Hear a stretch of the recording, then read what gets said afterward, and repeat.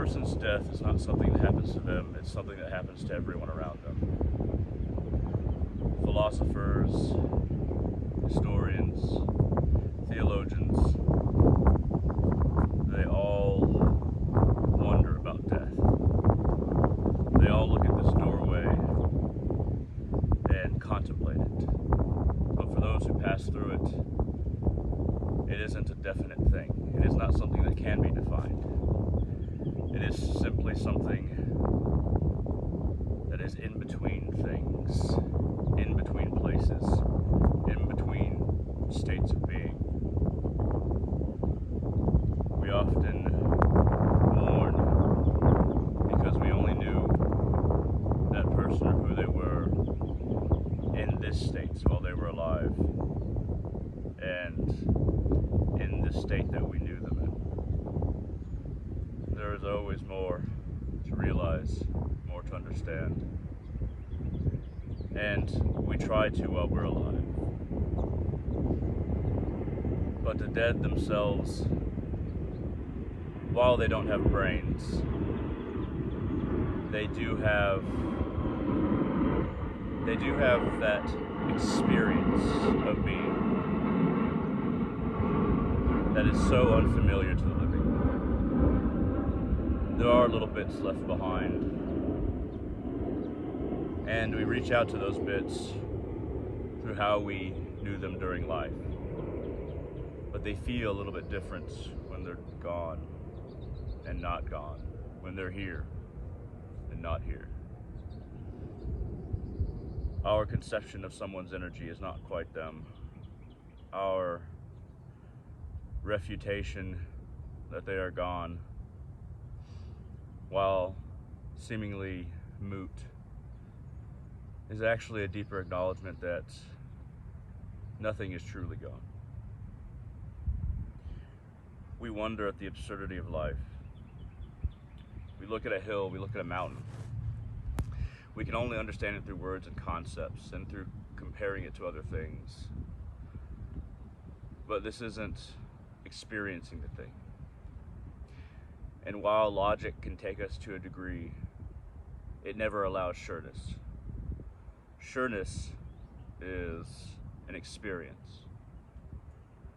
Sureness is the reality of energy, rather than a quantification of it. When someone dies younger than they should have, it's always hard on those who are still alive. We wonder how much they could have done had they remained. All our hopes for them, all our expectations for our future experiences with them. And it always feels like a unjustifiable period at the end of a sentence that was a life. And we view it as a period, but it's not. The sentence continues. The absurdity of life is that it can't be quantified, and that sureness of experience is felt by the dead still. The human mind and brain, it confines one. But when one dies, there are no more borders. The skull cannot contain their thoughts or vibration. They seep into everyone else. All the other dead around them mix and become one. Just like the soul will eventually become one with the source, as all things do.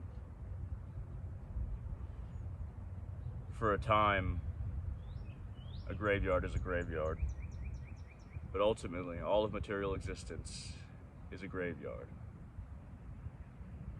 That may sound morose or morbid, but it doesn't have to be, once you truly understand what a graveyard is. What a graveyard is a deeper reality than we find in society. It is that sureness we often ascribe pain to, but there is no pain. that only happens to the living. The dead are one once more. A graveyard is more a celebration of our attachments, our good ones, and a celebration of the reality of all things, that they are one. This is how the energy feels, but also what the energy is of a graveyard. It is us realizing sureness in the face, experiencing the immediacy of sureness. Conversely, to a lack that we always feel when we were alive, an inability, but the experience of a graveyard, the energy here, and the reality of it. That is something more non-quantifiable. You cannot separate the energies in a graveyard, just like you cannot separate what remains, because it is one. No matter how many nations, no matter how many definitions, no matter how many languages, no matter how many families, the energy of a graveyard, once you experience it, once you get to know it, it always goes beyond that, to hit to the core of what we're trying to figure out as human beings. There is no pain. There's only imagined pain. There is no true life or true death. Everything is all one thing, as time is an illusion. Time, being limited, is an illusion. All things that are limited are, just like our conceptions. That is why death happens to everyone else around us. It doesn't happen to the person who died. We can take heart in that and revise our understanding to appreciate life, to realize that death isn't the end and that it doesn't exist. Everything simply is. It's hard to understand eternity. It's hard to understand that time is limited. But experience, if we revise and hone our ability to experience, that is becoming better and better tasters of eternity. Better and better understanders, realizers of what is just at our fingertips in life. We can become better. We can try to understand. But we must always remember to experience. Thank you very much. And all of you, have a wonderful day.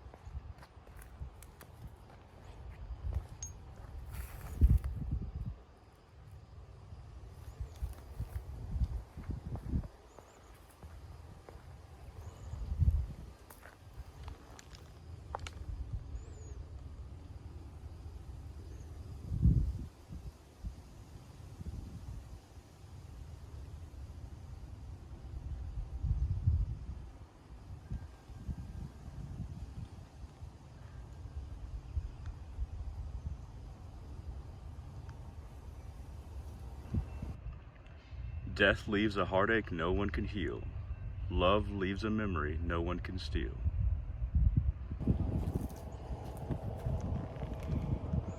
Reach out and touch a hand. Make a friend if you can.